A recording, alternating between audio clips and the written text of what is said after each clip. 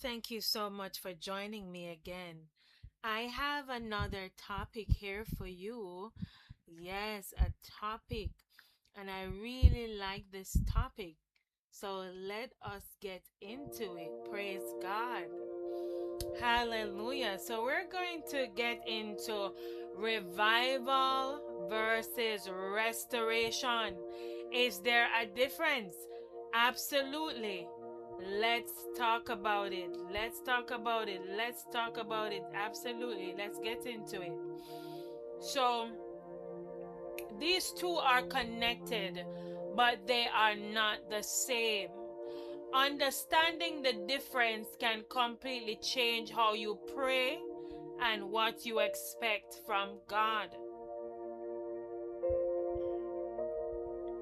What is revival? Revival means to be brought back to life again. It is a spiritual awakening, a fresh fire, renewed hunger, and a return to God after dryness or complacency. Here's some biblical insight. Psalm 85 verse 6. Will you not revive us again, that your people may rejoice in you? Habakkuk 3:2. Revive your work in the midst of the years. Revival is about spiritual condition. What revival looks like: renewed passion for God, conviction of sin, deep hunger for prayer and the word, fresh fire and sensitivity to the Holy Spirit. Revival happens inside you first. What is restoration? Restoration means to bring back, rebuild, or return something to its original or better state. It deals with what was lost, broken, or taken. Biblical insight. Joel chapter 2 verse 25. I will restore to you the years the locust has eaten. You can read the complete verse. Psalm 23 and 3. He restores my soul. Restoration is about what was taken or damaged. What restoration looks like: healing from past wounds,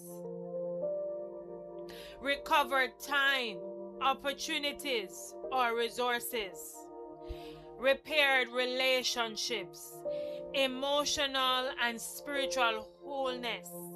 Restoration shows up in your life and circumstances. What are the core differences? Revival awakens what is dead or dormant. Restoration, on the other hand, repairs what is broken or lost. Revival, spiritual fire. Restoration, practical and spiritual rebuilding. Revival, internal change. Restoration, external and internal recovery. Revival brings you back to God. Restoration brings things back to you. The order matters. This is where the depth comes in. Revival often comes before restoration. Why? Because God is more concerned about your heart before your harvest. I love that. Praise God. Biblical pattern. The people turn back to God. Revival. Then God heals the land. Restoration. And you can see that in 2 Chronicles 7:14. What the Lord says. Okay? That's revival. Then I will hear, forgive, and heal the land. So you can read 2 Chronicles 7:14. Praise God. Now the powerful truth. You can have restoration without revival. Things improve, but heart stays distant. But true lasting restoration flows from revival. Okay, so real life example. Someone loses direction, peace, or purpose. When they return to God, pray, and reconnect, that's revival. When their life begins to rebuild, doors open, and healing comes, that's restoration. Common misunderstanding. Many people pray for restoration. God, fix my life. Give back what was lost, what I lost. But avoid revival.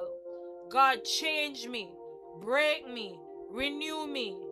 God often starts with revival because restoration without transformation doesn't last. Let me say that again. God often starts with revival because restoration without transformation doesn't last. Deep spiritual insight. Revival, God working in you. Restoration, God working for you. Final truth. Revival rekindles your relationship with God. Restoration rebuilds your life. Revival changes your heart. Restoration changes your story. A simple way to remember.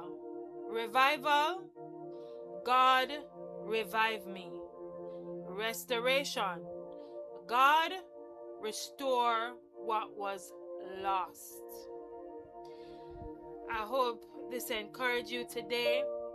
Just know that revival and restoration are different.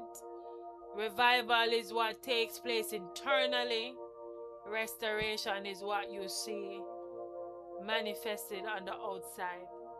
So it's best to always ask God to deal with us from the inside. Because sometimes we can pray for something and inside might not be ready for what we're praying for. And so it's important to ask God to fix on the inside, revive on the inside. You know, we need a revival on the inside. So we don't only need, I know sometimes we pray for revival, maybe in church or wherever the case might be. But true revival starts within each and every one of us. That's where it starts. When we can say individually, Lord, revive me, revive on the inside of me. And trust me, when we can do that, we'll be surprised what takes place in such a great way. We'll be surprised what takes place cooperatively. So let us ask God to revive on the inside, even though we need restoration. Thank you so much for listening. God richly bless you.